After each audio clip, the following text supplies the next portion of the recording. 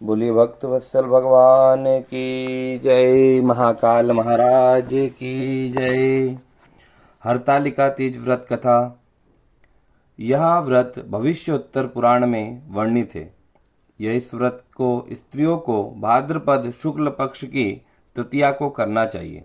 जिस दिन शुभ मुहूर्त भी तृतीया हो, उस दिन इस गौरी व्रत को विधान है। इस दिन कुछ विद्वानों का मत है तृतीया के साथ चतुर्थी मिले उस दिन यदि व्रत करते हैं तो उत्तम अनुष्ठान बताते हैं।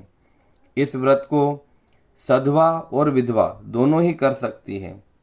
सौभाग्यवती और अखंड स्वभाव की कामना करने वाली तथा विधवा शिवलोक की प्राप्ति के लिए इस व्रत को कर सकती है। देश भेद में यह व्रत अलग अलग क्षेत्रों में अलग अलग नाम से जाना जाता है। कहीं पर पार्वती जी की विशेष पूजा होती है तो कहीं पर शिव जी की। कोई इसे शिव पार्वती व्रत कहते हैं, कोई गौरी व्रत कहते हैं तो कोई हरतालिका तीज व्रत कहते हैं। हरतालिका तीज व्रत की सामग्री।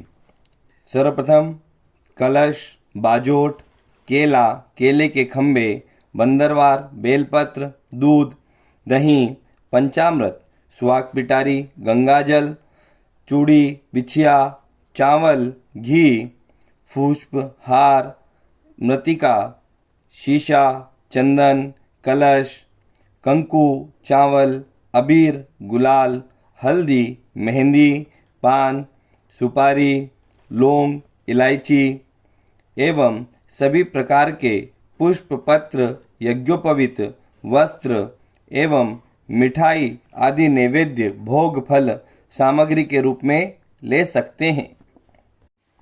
हरतालिका व्रत पूजन की विधि इस प्रकार है। हरतालिका व्रत करने वाला प्राणी सूर्योदय से पहले उठे और भगवान शंकर जी का स्मरण करे। फिर शौच आदि नित्य कर्म से निवृत्त होकर के स्नान ध्यान करके शिवालय में जाए या जहाँ पर कथा सुननी हो तथा पूजन करना हो, अगर हो सके तो वह अपने आप ही मंदिर में शिव पार्वती के पूजन के लिए केले के बंदरवार इत्यादि अनेक पुष्पमालाओं से सुसज्जित एक सुंदर मंडप तैयार करे, जिसमें स्वयं बंधु बांधव सहित बैठ करके श्रद्धा भक्ति सहित अपने आचार्य अथवा विद्वान ब्राह्मण को बुलाकर उन्हें आसन पर बिठाएं।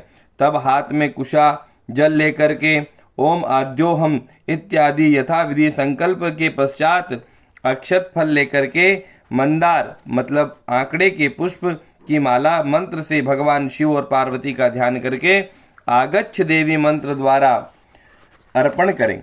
इस प्रकार भगवान के पूजन में चाहिए आवाहन करें। शिवे शिव प्रिय मंत्र से पाद्य दें, संसार ताप मंत्र से अर्घ्य दें, राज सौभाग्य के मंत्र द्वारा आचमन करावें। तत्पश्चात स्वर्ण की बनी पार्वती की प्रतिमा को पंचामृत से स्नान करावें। यदि स्वर्ण के शिव पार्वती ना हो तो बालू के पार्वती और शिव जी का भी पूजन कर सकते हैं। ब्रह्मा युग्म आदि मंत्रों के द्वारा भगवान को पंचांग कर पूजन करना चाहिए। षोडशोपचार पूजन करें, यथाशक्ति नैवेद्य लगावें और अंत में सौभाग्य की कामना प्रत्येक स्त्री को करनी चाहिए।